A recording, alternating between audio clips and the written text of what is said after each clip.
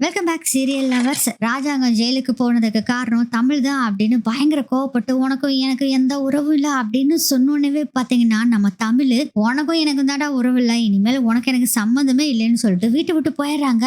அதுக்கப்புறம் தமிழுக்கு தப்பு செய்யலைங்கிறத நம்ம சேது புரிஞ்சுக்கிட்டாரா, ராஜாங்கத்தை வெளியே கொண்டு வராரா இல்லையா சேது அப்படிங்கறத இந்த எபிசோடு ப்ரோமோ ப்ரெடிக்ஷன்ல நம்ம இன்னைக்கு பார்க்கலாம். ராஜாங்கத்தை அந்த பயங்கரமா டார்ச்சர் பண்றாரு. இதெல்லாம் கேட்டுட்டு செம்ம டென்ஷன் ஆன நம்ம சேது வேகமா போய் அதை தடுக்க பாக்குறாரு. ஆனா அந்த மேலதிகாரி சும்மா இருப்பாரா, கதா முதல்ல சாத்துறா அப்படின்னு சொல்லிட்டு மறுபடியும் ரொம்ப அவரோட பாணியில போட்டு வளாசி தள்ளிக்கிட்டு இருக்காரு. சேதுனால அங்க இருப்பு கொள்ளவே முடியல. அவரும் பாத்தீங்கன்னா கதவை உடைச்சுக்கிட்டு போறாரு. அந்த ரூம்ல பாத்தீங்கன்னா பயங்கரமா அடி கொடுத்துட்டு இருக்கிறாங்க. ராஜாங்கத்துக்கு பதறி போயிடுறாரு. தயவு செய்து எங்க அப்பாவை விட்டுருங்க, அவர் எதுவுமே பண்ணல அப்படின்னு அந்த மேலதிகாரி கிட்ட சொல்றாங்க. அதெல்லாம் அந்த மேலதிகாரி கேக்குற மாதிரியே இல்ல. முன்னாள் அமைச்சர் அப்படின்னு கூட, அதுவும் முன்னாள் அமைச்சர் அப்படிங்கறதும் கூட இவங்க கண்டுக்கவே இல்ல. அந்த மேலதிகாரி ரொம்ப டார்ச்சர் கொடுக்கறாரு. என்ன பண்றதுன்னே தெரியல. செம்ம டென்ஷன் ஆகுறாரு சேது. அப்பதான் நடேசன் சொல்றாங்க, டே இங்க இருக்கிறதுல வேஸ்டடா, நம்ம முதல்ல போய் வக்கீல கூட்டிட்டு வரலாம் அப்படின்னு சொல்றாங்க. சரி வக்கீல போய் பார்க்கலாம் அப்படின்னு சொல்லிட்டு நேரா சேது, நடேசன், கருப்பு 3 பேரும் பாத்தீங்கன்னா வக்கீல பாக்குறதுக்காக போறாங்க. போறப்பயே வக்கீல் கிட்ட கால் பண்ணி நடந்த விஷயத்த பூரா சொல்லிடுறாங்க. அதுக்கு அந்த வக்கீல் சொல்றது, எனக்கு ஏற்கனவே தெரிஞ்சிருச்சு தம்பி, இதுக்கான வேலையெல்லாம் மும்மரமா நீங்க போன் பண்ணினாலும் செஞ்சுக்கிட்டு தான் இருந்தேன், நீங்க எல்லாம் வர வேண்டாம் நானே பாத்துக்கிறேன் அப்படிங்க. இல்ல நான் வந்து உங்களை கையோட போலீஸ் ஸ்டேஷனுக்கு கூட்டிட்டு போறேன் சார், நீங்க அங்கே இருங்க சார், நான் வந்துறேன்னு சேது சொல்லிடுறாரு. அதுக்கப்புறம் டிரைவ் பண்ணிட்டு போயிட்டு இருக்காரு சேது. நடேசன் பதட்டமா இருக்காரு. என்னடா இப்படி பண்ணிட்டு இருக்கானுங்க, இதுக்கு எல்லாத்துக்கும் காரணம் இந்த ஜெனியோட அப்பா இருக்கான் பாரு, அவன் தான், நான் சும்மா விடக்கூடாது அப்படின்னு சொல்லுவானே. அதெல்லாம் அப்புறம் பேசிக்கலாம், முதல்ல அப்பாவை பெயில் எடுக்கிறதுக்கு வழியை பார்க்கலாம் அப்படின்னு சொல்லிட்டு வேகமா அந்த வக்கீல் இருக்கிற இடத்துக்கு போயிடுறாங்க. ஆபீஸ்க்கும் போறாரு. வக்கீலும் ரெடியா இருக்காரு. ஏன்னா சார் எல்லாம் ரெடி பண்ணிட்டீங்களா அப்படின்னு கேக்குறாரு. சேது எல்லாம் ரெடி சேது, போலாம் வா அப்படின்னு சொல்லிட்டு இப்போ வக்கீல், சேது, நடேசன், கருப்பண்ணா இவங்க எல்லாருமே வண்டியில வேகமா வந்துட்டு இருக்காங்க. அப்படியே பார்த்தா ஏகப்பட்ட பேரு சேதுக்கு கால் பண்ணிக்கிட்டு இருக்காங்க. என்னாச்சுன்னு ஃபர்ஸ்ட் சில போனை எடுக்கிறாரு. அதுக்கப்புறம் எல்லாரும் இதை பத்தி கேட்கறதுனால பேசாம சுவிட்ச் ஆஃப் பண்ணி வச்சிடலான்னு போனை சுவிட்ச் ஆஃப் பண்ணி வச்சிடறாரு. அதுக்கப்புறம் வக்கீல கூட்டிட்டு நேரா போலீஸ் ஸ்டேஷன் போறாங்க. அந்த பெரிய அதிகாரி இருக்காரு பாருங்க, வக்கீலுக்கும் கூட மரியாதை கொடுக்க மாட்டேங்கிறாரு. எதுக்கியா வந்தா என்ன ஏது அப்படின்னு சொல்லி நக்கலா வேற கேட்க ஆரம்பிக்கிறாரு. அதனால செம்ம கடுப்பாகிறாரு வக்கீலே. ஆனா சேது அதுக்கு மேல கடுப்பாயிட்டு இருக்காரு. இங்க பாருங்க, எங்க அப்பா யார் தெரியுமா, இந்த ஊர்ல எவ்வளவு பெரிய ஆள் தெரியுமா, யோ நிறுத்தியா முதல்ல, முன்னாள் அமைச்சர், அதுக்கு என்ன இப்போ ஒருத்தர் குற்றம் செஞ்சுட்டா எங்களுக்கு எல்லா கைதிகளுமே ஒண்ணுதான் அப்படின்னு சொல்லவும், ஏன் அப்பா இதை பண்ணல, நான் அதை ப்ரூவ் பண்ணுவேன் அப்படின்னு சொல்லி சேது சொல்றாரு. நீ ப்ரூவ் பண்ணாம போ, அதை பத்தி எனக்கு கவலையே இல்ல, என்னோட வேலையை நான் செய்வேன், அவங்கிட்ட இருந்து உண்மையை வாங்கணும், என்ன அவன் இவன்னு சொல்லிட்டு இருக்கா அப்படின்னு சொல்லிட்டு சேது, நடேசன், கருப்பு 3 பேரும் போய் பெரிய அதிகாரி சட்டையை பிடிச்சிடுறாங்க. ஐயோ விடியா விடியா விடியா அப்படின்னு எல்லாம் திட்டுறாங்க. ஏன் சட்டையவே நீ பிடிச்சிட்டியா, உங்க நான் சும்மா விட மாட்டேன், இங்க வரு, அந்த அமைச்சரோட சாரி அந்த முன்னாள் அமைச்சரோட குடுமி என் கையில, நான் நினைச்சா மட்டும்தான் எதுனாலும் செய்ய முடியும், நீங்க எதுவும் பண்ண முடியாதுடா அப்படின்னு சொல்றாங்க. அதையும் பாத்திரலாம், இப்போ நீ முதல்ல எனக்கு பெயில் கொடு எங்க அப்பாவுக்கு அப்படின்னு சேது சொல்றாரு. என்னது பெயிலா அப்படின்னு பயங்கரமா அந்த மேல் அதிகாரி சிரிக்கிறாரு. என்னடா இவன் கெக்க புக்கேன்னு சிரிக்கிறானே அப்படின்னு சொல்லி இவங்க எல்லாத்துக்குமே பயங்கர கடுப்பாகுது. அப்பதான் வக்கீல் சொல்றாரு, சார் இந்த சிரிக்கிறதெல்லாம் போதும் நிறுத்துங்க, நான் என்னோட தரப்புல இருந்து மிஸ்டர் ராஜாங்கத்துக்கான பெயில் ஆர்டர் அப்படின்னு சொல்லி கொடுக்கவும், அந்த மேல் அதிகாரி என்ன பண்றாருன்னா இன்னொரு ஆர்டர் தூக்கி கொடுக்குறாரு. என்னன்னு பார்த்தா இந்த பெயில் ஆர்டர் ரத்து செய்யப்பட்டது அப்படின்னு சொல்லி அந்த ஆர்டர் கொடுக்குறாரு. போதுமா, ஏதோ அங்கதான் டோர் இருக்கு, கிளம்பு கிளம்பு அப்படின்னு சொல்றாரு. உயர் அதிகாரி அதை கேட்டுட்டு செம்ம கோவம் வருது. எங்க அப்பாவுக்கு தான் நான் பெயில் ஆர்டர் வாங்கியிருக்கோம்ல, அப்புறம் இதுக்கு நீங்க இதெல்லாம் பண்ணிட்டு இருக்கீங்க, முதல்ல எங்க அப்பா வெளியே விடுங்க அப்படின்னு சொல்லவும், சேது கொஞ்சம் அமைதியாரு சேது, அமைதியாயிரு அப்படின்னு சொல்லி வக்கீல் சொல்றாரு. ஏன்னா பெயில் ஆர்டரை ரத்து பண்றதுக்கான ஆர்டரை அந்த மேல் அதிகாரி வாங்கிக்கிட்டு தான் இத்தனை வேலையும் பண்ணிட்டு இருந்திருக்காரு. இந்த மேல் அதிகாரி யாருக்கு சாதகமா இருக்காங்கன்னா, அந்த எதிர்கட்சி ஆளுக இருக்காங்கல்ல, அவங்களுக்கு சாதகமா தான் இருக்காரு. சோ இவங்க எது செஞ்சாலும் சரி அதுக்கு ஆப்போசிட்டாவே செய்யறாங்க. என்ன பண்றதுன்னு ஒரே யோசனை பண்ணிட்டு இருக்காரு வக்கீல். சேது சொல்றாரு, வக்கீல என்ன வக்கீல் பண்ணிட்டு இருக்கீங்க, முதல்ல எங்க அப்பா வெளியே கொண்டு வர வழியை பாருங்க, நான் என்ன சேதோ பண்றது, பெயில் ஆர்டரை ரத்து பண்ணிருக்காங்க, இங்க பாரு இந்த பேப்பர்ல இருக்கு, ஒண்ணுமே பண்ண முடியாதியா, வேற ஏதாச்சும் தான் பாக்கணும் அப்படின்னு சொல்றாரு வக்கீல். சரி எது பண்ணுவீங்களோ என்ன பண்ணுவீங்களோ எனக்கு தெரியாது, என் அப்பா இன்னைக்கு நைட்டுக்குள்ள வீட்டுக்கு வந்தே ஆகணும் அப்படின்னு சொல்றாங்க. இதெல்லாம் பார்த்துட்டு இருந்த அந்த மேல் அதிகாரி சொல்றாங்க, இங்க பாருங்க, சும்மா ஸ்டேஷனுக்குள்ள நின்னு பேசிக்கிட்டு இருக்காதீங்க, என்னோட வேலையை கெடுக்காதீங்க, முதல்ல வெளியே போய் பேசுங்க அப்படின்னு சொல்றாங்க. இதை கேட்டோடனே சேதுக்கு கோவம் வருது. நடேசனுக்கு அதுக்கு மேல கோவம் வருது. நீ பாட்டுல தப்பு செய்யாதவரை பார்த்து அவரை போட்டு கண்ணா பின்னு அடிச்சிட்டு இருப்பேன், நாங்க சும்மா உட்காந்து வந்துட்டு இருக்கோன்னு பாத்தியா, விட மாட்டோம் உன்னைய அப்படின்னு நடேசன் சொல்றாங்க. அண்ணே நீ என்னென்ன பேசிட்டு வா, அவனை எங்க பாக்கணுமோ இவனை பாத்துக்கிறோம் பாரு, இன்னைக்கு நைட்டுக்குள்ள எங்க அப்பாவை நான் வீட்டுக்கு கூட்டிட்டு வரேன் பாரு அப்படின்னு சொல்லி சேலஞ்ச் விட்டுட்டு அங்கிருந்து போறாரு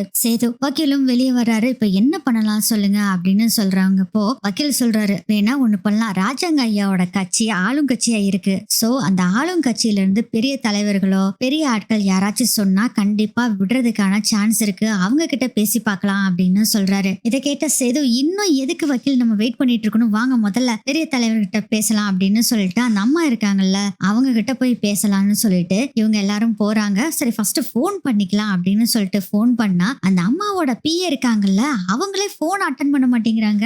இவங்க திரும்பி திரும்பி கால் பண்றாங்க. பண்ணோடனே அந்த பிஏ என்ன சொல்றாருன்னா, தம்பி உங்க கால் வந்தா அட்டன் பண்ண கூடாதுன்னு சொல்லிட்டாங்க தம்பி. அண்ணா ப்ளீஸ் அண்ணா புரிஞ்சுக்குங்க அண்ணா, எங்க அப்பா எந்த தப்புமே பண்ணல அண்ணா, உங்களுக்கே நல்லா தெரியும்ல என் அப்பாவை பத்தி அப்படின்னு சொல்லவும் அதுக்கு அந்த பிஏ சொல்றாரு, உங்க அப்பா பத்தி எனக்கு நல்லாவே தெரியும், இது மாதிரி ஆள் இல்ல, ஆனா ஆதாரம் எல்லாமே ஆதாரம் இருக்கிறப்ப நம்ம ஒண்ணுமே பண்ண முடியாது தம்பி. சொல்ல போனா இப்போ பதவியில இருந்து உங்க அப்பாவை நீக்கவும் செஞ்சுட்டாங்க, இனி நம்ம என்ன பண்ண முடியும், நீ யோசனை பண்ணி பாரு, இங்க வர்றது வேஸ்ட் அப்படின்னு சொல்லிடுறாங்க. என்ன பண்றது அப்படின்னு சொல்லிட்டு போனை கட் பண்ணிட்டு யோசனை பண்ணிக்கிட்டே இருக்காங்க. அப்பதான் ஈஸ்வரிக்கு கரெக்டா கால் பண்றாரு. அந்த ராஜாங்கத்தோட ஆப்போசிட் கட்சி தலைவர் இருக்காரு பாருங்க, அவரு பேசுறாரு, என்னம்மா நியூஸ பாத்தியா, நான் சொன்னேன்ல காலையில ஒரு சூப்பரான ஒரு விஷயத்த வச்சிருக்கேன், நீ என்ஜாய் பண்ணுவேன்னு சொன்னேன்ல. அண்ணா நீங்க சொன்னது எல்லாமே கரெக்ட் தான் அண்ணா, ஆனா இப்படி செய்வீங்க நான் எதிர்பார்க்கவே இல்லை, சூப்பர் அப்படின்னு சொல்லி ஈஸ்வரி சொல்றாங்க. வேற ஏதாச்சும் சின்ன ஏதாச்சும் விஷயத்த புடிச்சு பண்ணுவீங்கன்னு நினைச்சேன், ஆனா இது மாதிரி ஒரு விஷயத்த பண்ணிருக்கீங்க, செம்மண்ணா அப்படின்னு சொல்லிட்டு இருக்காங்க. சரி சரி இதெல்லாம் பார்த்து என்ஜாய் பண்ணு, இனி எந்த ஒரு காரணத்துக்கும் அவன் வாழ்நாள் முழுவதும் அரசியல் பக்கமே தலை வச்சும் படக்க முடியாது, அவன் எந்த ஒரு பதவிக்கும் வரவும் முடியாது, அதுக்கு கொஞ்சம் கூட வாய்ப்பே இல்ல, நீ சந்தோஷமா இரு அப்படின்னு சொல்றாங்க. ஈஸ்வரிய பார்த்து, அண்ணா உங்களுக்கும் தான் வாழ்த்துக்கள் அப்படின்னு ஈஸ்வரியும் சொல்றாங்க. ரொம்ப நன்றிமா, நீ எனக்கு பண்ண உதவிக்கு நான் என்ன உதவி வேணாலும் பண்ணுவேன், ஏதாச்சும் ஹெல்ப் என்ன சொல்லு நான் பண்றேன் அப்படின்னு சொல்றாங்க ஈஸ்வரி கிட்ட. அந்த அரசியல் தலைவர் கண்டிப்பாங்க ரொம்ப தேங்க்ஸ் அப்படின்னு சொல்லிட்டு போனை வச்சிடறாங்க. ரூம்ல போன்ல பேசிட்டு இருக்கிறத பார்த்துட்டு ஐஸ்வர்யாவும் சித்ரா 2 பேரும் வர்றாங்க. யாருமா பேசிட்டு இருந்தது அப்படின்னு சொல்லவும் அந்த தலைவர் தான் பேசினாரு அப்படின்னு நடந்த விஷயத்த பூரா சொல்றாங்க. சித்ரா சொல்றாங்க, நான் எதிர்பார்க்கவே இல்ல, இது மாதிரி செம்ம ஒரு ட்விஸ்ட் கொடுத்துருக்காரு, எனக்கு செம்ம ஹாப்பியா இருக்குது அப்படின்னு சித்ரா சொல்றாங்க. ஐஸ்வர்யா சொல்றாங்க, ஆண்டி நீங்க பயங்கர புத்திசாலி போங்க அப்படின்னு சொல்லவும், அப்புறம் புத்திசாலி தான், அப்படி கொஞ்சம் கொஞ்சமா வஞ்சகத்தை வச்சு வச்சு இப்படி புத்திசாலியா மாறிட்டேன், சும்மா சொத்துனா சும்மாவா விட்டுருவேனா, நானு எல்லா சொத்தையும் நான் அட்டையை போடுறேன் பாரு, முதல்ல இந்த தமிழை துரத்தி விடணும், அடுத்தது சேது, அதுக்கப்புறம் மத்தவங்க எல்லாம் சும்மா டம்மி பீஸுக, அவங்களெல்லாம் ஒன்னும் பிரச்சனை இல்லை, இன்னும் கொஞ்ச நாள்ல பாரு இந்த சொத்து ஃபுல்லா ஏன் கைக்கு தான் வரும், போஸ் தான் இதுக்கு ராஜாவாக போறான் இந்த சொத்துக்கு பூரா அப்படின்னு சொல்லி ரொம்ப சந்தோஷமா பேசிட்டு இருக்காங்க. ஈஸ்வரி நம்ம சேதுவும் எப்படியாச்சும் ராஜாங்கத்தை பெயில எடுத்துடணுங்கிறதுக்காக அந்த அரசியல் தலைவர் இவங்க அவங்கன்னு யாரு யாருக்கிட்டயோ பேசுறாங்க. எல்லாருமே என்ன பயப்படுறாங்கன்னா, இப்ப ஏற்கனவே போராட்டத்துல இறங்கிட்டாங்க, மக்கள் மட்டும் இல்ல எதிர்கட்சிக்கு வேற இறங்கிருச்சு, நாங்க யாருமே சப்போர்ட் பண்ண முடியாதுன்னு கைவிரிச்சிடுறாங்க. எல்லாம் இப்ப என்ன பண்றதுன்னு புரியாம வக்கீல் கிட்ட குழம்பி நின்னுட்டு இருக்காரு. சேது செம்ம குழப்பத்துல இருக்காரு, எப்படிரா அவரை வெளியே கொண்டு வர்றது அப்படின்னு நினைச்சு குழப்பத்துல இருக்காரு. ராஜாங்க ஒரு பக்கம் பாத்தீங்கன்னா டார்ச்சர் பண்ணிட்டு இருக்காரு அந்த போலீஸ். அப்பதான் வக்கீல் சொல்ற, தம்பி இவங்க வேணும்னே பண்ணிட்டு இருக்காங்க தம்பி, இந்த போலீஸும் எதிர்கட்சிக்கு சாதகமான ஆளு, அதனால இவன் கண்டிப்பா பெயில விட மாட்டான், உங்க அப்பாவோட கட்சியும் உங்க அப்பாவுக்கு சாதகமா இல்ல, அதனால வேற ஒரு ஸ்டெப் எடுத்துடலாம் அப்படின்னு சொல்லுவோம். அப்படி என்ன ஸ்டெப் எடுக்க போறீங்க வக்கீல அப்படின்னு சேது கேட்கவும், நம்ம ஹைகோர்ட்ல மேல்முறையீடு பண்ணலாம், உங்க அப்பா எந்த தப்புமே பண்ணல, ஆனா ஜெயில புடிச்சு போட்டிருக்காங்க, மேல்முறையீடு ஹைகோர்ட்ல பண்ணி எப்படியாச்சும் பெயில வாங்க வேண்டியதான், வேற வழி இல்ல அப்படின்னு சொல்லவும் ரொம்ப டென்ஷன் ஆயிராரு. என்ன பண்றதுன்னு பயங்கர குழப்பத்துல வேற இருக்காரு சேது. சரி இப்ப என்ன பண்ணலாம், ஹைகோர்ட்டுக்கு இப்ப போலாமா, இப்ப எல்லாம் போக முடியாது தம்பி, கொஞ்சம் பொறுமையா இருங்க, நான் வேற ஏதாச்சும் வழியும் கிடைக்குதான்னு பாக்குறேன், கொஞ்சம் வெயிட் பண்ணுங்க அப்படின்னு சொல்றாங்க. இதெல்லாம் கேட்டு செம்ம கடுப்புல அங்கிருந்து சேது கிளம்பிடுறாரு. வேற எப்படி காப்பாத்துறதுன்னு தெரியல சேதுக்கு. கற்பனை சொல்றாரு, என்ன வக்கீல் நீ, உன்னை நம்பி வந்தா இப்படி பண்ணிட்டு இருக்க சார், நான் என்ன சார் பண்றது, எப்படியாச்சும் பெயில் எடுத்துடலாம் விடுங்க அப்படின்னு சொல்லிட்டு இருக்காங்க. இதெல்லாம் கேட்டு சரி நீங்க வேலையை பாருங்க, சேது போறான்னு அவன் கூட போறேன்னு சொல்லிட்டு நடேசனும் கருப்பண்ணாவும் 2 பேரும் சேது வண்டியிலே போயிடலான்னு சொல்லிட்டு போகும்போது, அண்ணா இல்லண்ணே நீங்க 2 பேரும் இங்கேயே இருங்க அப்படின்னு கருப்பண்ணனையும் நடேசனையும் சொல்றாங்க. இல்ல நாங்களும் வந்து ஹெல்ப் பண்றோம், நாங்க இங்க இருந்து என்ன பண்றது, இங்க இங்க இருந்தா அந்த ஆள் திட்டிக்கிட்டு வேற இருக்கான் அப்படின்னு சொல்லவும், சரி வாங்க அப்படின்னு சொல்லிட்டு 3 பேரும் வர்றாங்க. சரி வேற ஏதாச்சும் ட்ரை பண்ணி பார்க்கலாம்னு சொல்லிட்டு இந்த கட்சி தலைவர்கள்லாம் இருப்பாங்கல்ல, அவங்க கிட்ட ஏதாச்சும் சொல்லலாம்னு சொல்லிட்டு எல்லாத்திட்டையும் போய் ஹெல்ப் கேக்குறாங்க. அவங்களும் போன்ல எப்படி கையை உரிச்சாங்களோ அதே மாதிரி கையை உரிச்சிட்டாங்க. என்னடா பண்றது அப்படின்னு சொல்லிட்டு 3 பேரும் இப்போ வீட்டுக்கு வர்றாங்க. பார்த்தா அங்க நம்ம தமிழும் இருக்காங்களா. தமிழை பார்த்து ஈஸ்வரி வேற பயங்கரமா கேள்வி கேட்டுட்டு இருக்கு. தமிழுக்கு செம்ம காண்டில் இருக்கு. சேது உள்ள நுழைஞ்சோடனே பாத்தீங்கன்னா உசுப்பேத்துற மாதிரியே இந்த ஈஸ்வரி, சித்ரா எல்லாருமே பேச ஆரம்பிச்சிட்டாங்க. இந்த தமிழ்னாலதான் இத்தனை பிரச்சனையும் மாமாக்கு வந்தது. சேது மாமா வந்துருவாரா என்ன அப்படின்னு சொல்லி அவங்க வேற உசுப்பேத்திட்டு இருக்காங்க சேதுவ. பாட்டி ஒரு பக்கம் எப்படி என் மகன் வந்துருவானான்னு கேக்குறாங்க. இதெல்லாம் பார்த்துட்டு இருந்த சேது அப்படி பாக்குறாரு தமிழ அப்படி நின்னுட்டு இருக்காங்க. உன்னை எத்தனை தடவை நான் சொல்லியிருக்கேன், ஏதாச்சும் ஒரு பேச்சு கேட்டிருக்கியா நீ?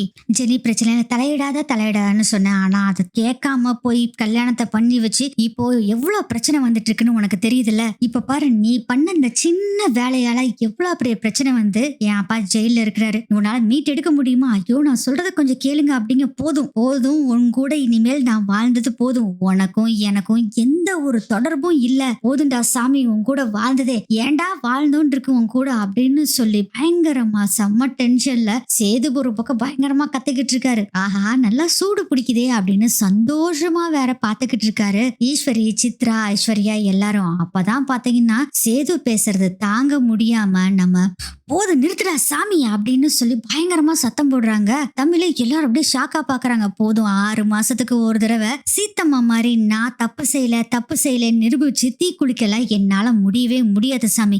உனக்கும் எனக்கு இனி எந்த ஒரு உறவும் இல்ல, இதோட நிறுத்திக்கலாம். அதே மாதிரி உன் குடும்பத்துக்கும் எனக்கும் எந்த வித சம்மந்தமும் இல்ல. இனி நீ யாரோ ஞானாரோன்னு சொல்லிட்டு பாத்தீங்கன்னா அங்க இருந்து செம்ம கோவத்துல நம்ம தமிழே கிளம்பி போறாங்க. ஈஸ்வரிக்கு இது என்னடா இது சூப்பர் ட்விஸ்டா இருக்குதே, செம்மையால இருக்குது கதை, ஆஹா அப்படின்னு சந்தோஷமா ஈஸ்வரி பாத்துட்டு இருக்காங்க. பாட்டி சொல்றாங்க, தமிழ் அவசரத்துல நீ முடிவெடுக்காத தமிழ், வேண்டாம் அப்படின்னு சொல்றாங்க. போதும் பாட்டி போதும், இனிமேல் இவங்க கூட வாழ்றதுக்கு எனக்கு விருப்பமே இல்லை. இனி நானாரோ இவங்க யாரோ, போதும் உங்களுக்கும் உங்க குடும்பத்துக்கும் ஒரு கும்பிடு அப்படின்னு சொல்லிட்டு பாத்தீங்கன்னா அங்கிருந்து தமிழ் ஒரு தெண்டல் புயலாக கிளம்பியதேன்னு நம்ம பாரதி கண்ணம்மா வந்த நம்ம கண்ணம்மா மாதிரி கிளம்பி போயிடுறாங்க. தமிழ் பாட்டி பத்திரி என்னடா செய்து இப்படி பண்ணி வச்சிருக்கிற நீ, அவ என்னடா தப்பு பண்ணா, போதும் அப்பத்தா போதும், அவளை சும்மா பேசிட்டு இருக்காத, அவளுக்கு சாதகமா பேசிட்டு இருக்காத, போனா போகட்டும் விடு, முதல்ல அப்பாவை எப்படி ஜெயில இருந்து கொண்டு வரலான்னு பாக்கலாம். உனக்கு ஒரு விஷயம் தெரியுமா, அங்க என்ன நடந்துட்டு இருக்குன்னு உனக்கு தெரியுமா? அங்க ஜெயில இருந்து அவரை விட மாட்டேங்கிறாங்க, அவரை கொடுமைப்படுத்தி அடிச்சிட்டு இருக்காங்க தெரியுமா அப்பதா? எனக்கு அதெல்லாம் பாக்குறப்ப எவ்வளவு எரிச்சலா இருக்கு தெரியுமா அப்பதா? ஆனா அதை நீங்க நினைக்க மாட்டேங்கிறே. அவ போனா போகட்டும், அவளை விட்டு தள்ளுங்க, நான் முதல்ல அப்பாவை எப்படி கூட்டிட்டு வருதுன்னு பாக்குறேன் அப்படின்னு சொல்லிட்டு,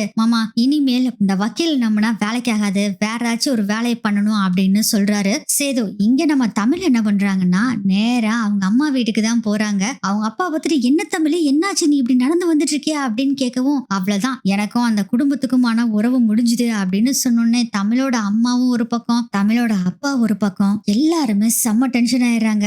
என்னம்மா இப்படி பண்ணிட்ட, நீ இப்படியே பேசிட்டு வருவ அப்படின்னு சொல்லுவோம். அப்பா நான் தான் சொன்னேன்லப்பா, நான் எதுவுமே பண்ணலன்னு சொன்னேன், உனக்கு யாருப்பா போன் பண்ணது? தமிழ் நீ தான் தமிழ போன் பண்ண, இங்க பாரு நான் போனும் பண்ணல, பேசவும் இல்ல உன் கூட, நான் என்னைக்காச்சும் ஒரு நாள் போய் சொல்லியிருக்கேனா? அப்ப அவங்க அம்மா சொல்றாங்க, இல்ல தமிழ் நீ போய் சொன்னதில்ல, ஆனா இந்த விஷயத்துல எதுக்கடி போய் சொன்னம்மா? நான் பொய்யே சொல்லம்மா, அப்பா குடிச்சு போட்டு தப்பா புரிஞ்சுக்கிட்டாரு போல இருக்குமா, இன்ஃபேக்ட் நான் சொல்ல போனா அப்பாக்கு நைட் 9 மணிக்கு காலே பண்ணலம்மா அப்படின்னு சொல்லிட்டு செம்ம டென்ஷன்ல உள்ள போறாங்க. அவங்க தங்கச்சியும் எவ்வளவோ சொல்லி பாக்குறாங்க, ஆனா எதையும் கேட்கற மாதிரியே இல்ல தமிழ். உள்ளுக்குள்ள போய் உட்காந்துருக்காங்க. அப்ப தங்கச்சி சொல்றாங்க, இல்லக்கா இது ஏதோ ஒரு பிரச்சனை மாதிரி தெரியுது, நீ கொஞ்சம் பொறுமையா இரு, அப்புறம் பேசிக்கலாம், போதுண்டி இனிமேல் உங்க மாமாக்கு சப்போர்ட் பண்ற வேலையை நிறுத்து அப்படின்னு சொல்லிடுறாங்க. அப்ப அவங்க அம்மா சொல்றாங்க, பொறுமையா இரு, நம்ம அப்புறம் பேசிக்கலாம் அப்படிங்கிற மாதிரி சொல்லிடுறாங்க. இங்க பார்த்தா சேது ஒரு பக்கம் அங்கே இங்கே நடந்துகிட்டே இருக்காரு, கொஞ்சம் கூட தூங்கவே இல்லை. எப்படியாச்சு ராஜாங்கத்தை வெளியே எடுத்துடணும், என்ன பண்ணலாம் அப்படின்னு யோசனை பண்ணிட்டு இருக்காங்க. பாட்டி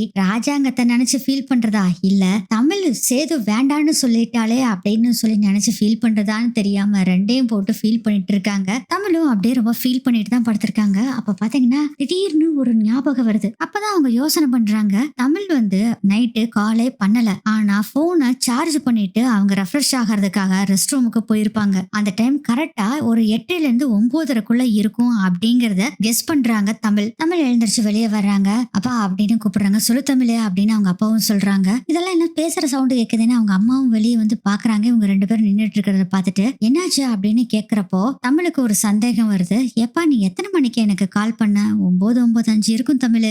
அப்பா நீ ஏதாச்சும் குடிச்சிருந்தியா? ஐயோ தமிழ், நான் எதுக்கு தமிழ் குடிக்கிறேன்? அன்னைக்கெல்லாம் குடிக்கவே இல்ல தமிழ். நீ தான் பேசுன, எனக்கு நல்லா தெரியும். நீ நல்லாவே பேசுனிய தமிழ் அப்படின்னு சொல்றாங்க. இதெல்லாம் கேட்டுட்டு என்னடா நடக்குது அப்படின்னு யோசனை பண்றாங்க. அக்கா என்னக்கா இதெல்லாம் கேட்டுட்டு இருக்க, என்னாச்சு அப்படின்னு கேட்கவும், இல்லடி இதுல ஏதோ ஒரு உள்குத்து இருக்கிற மாதிரி எனக்கு தெரியுது அப்படின்னு சொல்றாங்க. உள்குத்தா? எனக்கா சொல்றான். ஆமாண்டி, நான் அன்னைக்கு பேசவே இல்ல, யாருக்கிட்டயுமே பேசல, ஆனா நான் பேசியிருக்கேங்கிறேன்னு சொல்றாங்க. அதுதான் எனக்கு சந்தேகமா இருக்கு, யாரோ பிளான் பண்றாங்களான்னு எனக்கு தோணுது அப்படின்னு தமிழ்னு சொல்றாங்க. அக்கா நீ சொல்ற மாதிரி கூட நிறைய வாய்ப்பு இருக்குக்கா, இது யாரு பண்ணதுன்னு முதல்ல நம்ம கண்டுபிடிக்கணும் அப்படின்னு சொல்றாங்க. கண்டுபிடிக்கிற மாமா முதல்ல வரட்டும் வெளியே. அப்போ அக்கா நீ பெரிய மாமா வந்துட்டாருன்னா நம்ம மாமா கூட சேர்ந்து வாழ்ந்துருவியா அப்படின்னு சொல்லவும், அதுக்கு வாய்ப்பே இல்ல, இந்த நினைப்பவே முதல்ல நீ மறந்துரு அப்படின்னு சொல்லிட்டு உள்ள போயிடுறாங்க. நம்ம தமிழும் உடனே சேது வக்கீலுக்கு கால் பண்றாரு. அண்ணா ஏதாச்சும் ஒரு ஆதாரம் கிடைச்சதா அப்படின்னு கேக்குறாரு. தம்பி நானும் ட்ரை பண்ணிட்டு தான் இருக்கேன் தம்பி, எதுவுமே வலிக்கு ஒண்ணும் வரமாட்டேங்குது, ஆனா ஒரே ஒரு சின்ன விஷயம் மட்டும் லீக் ஆயிருக்கு அப்படின்னு சொல்றாரு. என்னென்ன சொல்றீங்க அப்படின்னு வக்கீல் கிட்ட சேது கேட்கும் போதுதான் ஒரு விஷயத்த சொல்றாரு. உங்க அப்பாவும் அந்த ஜெனியோட அப்பாவும் ஒரு செங்கல் சூழல 2 பேரும் பேசிட்டு இருந்திருக்காங்க, அதுவும் கோவமா உங்க அப்பா பேசியிருக்காரு,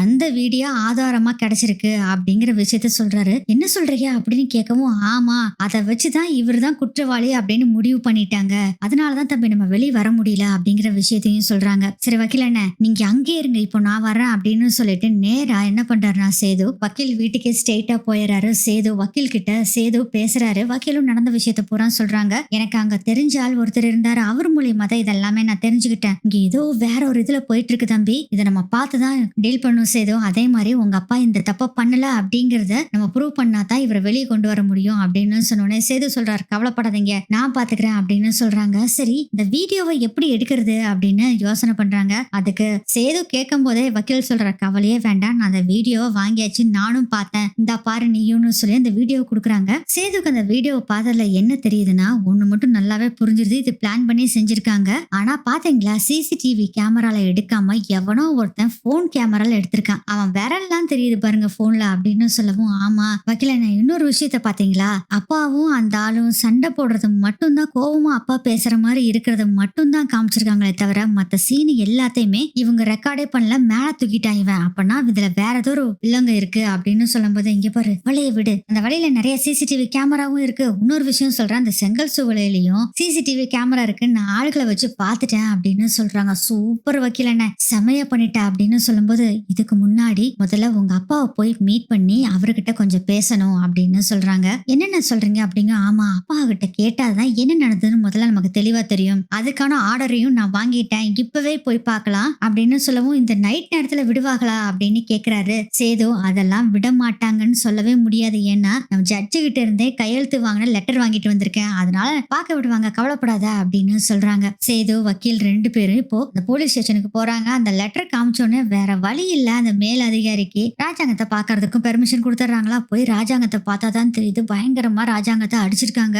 அதை பார்த்து சேது ரொம்ப பதறாரு. அப்ப வக்கீல் சொல்றாரு, இங்க பாரு பதறதுக்கெல்லாம் நேரம் இல்ல, முதல்ல எப்படியாச்சு உங்க அப்பாட்ட பேசி நம்ம முதல்ல தேவையானதை கேதர் பண்ணணும் அப்படின்னு சொல்லவும், வா இங்க பாருங்க இது எல்லாத்தையும் விடுங்க, நான் இப்ப சொல்றதை மட்டும் நல்லா கேட்டுக்குங்க, அங்க என்ன நடந்ததுன்னு மட்டும் என்கிட்ட டீட்டெயிலா சொல்லுங்க அப்படின்னு சொன்னோடனே நடந்த விஷயத்த ஒண்ணு விடாம சொல்றாரு. ராஜாங்கமும், அப்பா வீடியோ வேற வெளியே இருக்கு பாத்தீங்களா அப்படின்னு சொல்லவும், சேது இது எல்லாமே பிளான் பண்ணி தான் பண்ணிருக்காங்க சேது, அப்பா நீங்க கவலையே பட வேண்டிய அவசியமே இல்ல, எங்களுக்கும் சில பல ஆதாரங்கள் சிக்கிருக்கு, அதை வச்சே பாருங்க நாங்க மூவ் பண்ண போறோம், கண்டிப்பா உங்களை வெளியே கொண்டு வந்துருவேன் அப்படின்னு சேது சொல்லிட்டு அங்க இருந்து கிளம்புறாரு. சேது வக்கீல் 2 பேரும் இப்போ என்ன பண்றது அப்படின்னு சேது கிட்ட வக்கீல் கேக்குறாரு. சேது என்ன பண்றோம்னு சொல்றதுக்கு முன்னாடியே வக்கீல், இல்ல நம்ம ஃபர்ஸ்ட் செங்கல் சூளைக்கு போலாம், அங்க ஏதாச்சும் ஆதாரம் கிடைக்குதான்னு பாக்கலாம் அப்படின்னு சொல்லவும், அங்கெல்லாம் எங்கேயுமே வேண்டாம், நேரா நம்ம ஜெனியோட வீட்டுக்கு தான் போறோம் அப்படின்னு சொல்லவும், என்ன தம்பி சொல்ற. ஆமா ஜெனியோட அம்மாவுக்கு தெரியாம கண்டிப்பா அவங்க அப்பா எதுவும் பண்ணிருக்கிறதுக்கு வாய்ப்பே இல்ல, அதனால அங்க போனோம்னா ஏதாச்சும் ஒரு விஷயம் நமக்கு கிட்டும், அதனால அங்க போலாம் அப்படின்னு சொல்றாங்க.